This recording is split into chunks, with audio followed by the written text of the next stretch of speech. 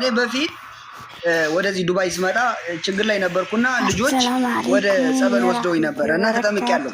አሁን የሻሃዳ ያሲዛል አያሲዝም? እችን ብቻ መልስልኝ፣ በቃ አጭር መልስ።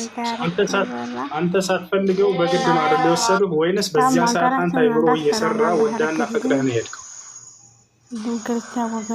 እኔ ጥሩ ሁኔታ ላይ አልነበርኩም። በጣም በቃ ሲጨንቀኝ ልጆች ነበሩ፣ ካፊር ናቸው ክርስቲያን ናቸው እና ና እንሂድ እና እኔ ሲወስዱኝ ግን ልነግርህ ነው ኡስታዝ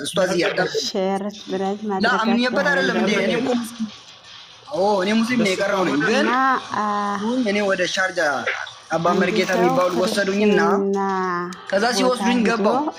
ከዛ ስገባ ምን አሉኝ?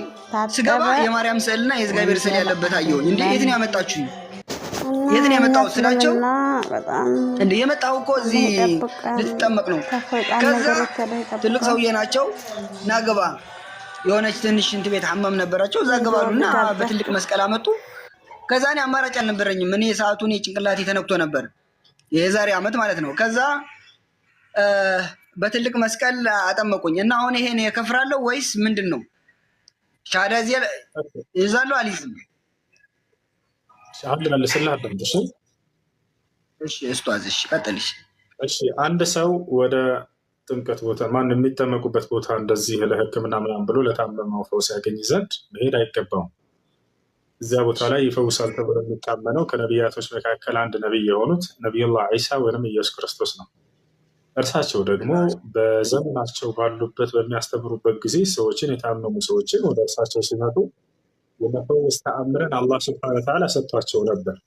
ያ ተአምር ግን በጊዜው ሰርቶ አልፏል። ክርስቶስ ዒሳ ዓለይሂ ሰላም። አሁን ላይ ዒሳ ወይም ኢየሱስ ይፈውሳል ማለት የማይሆን ነገር ነው።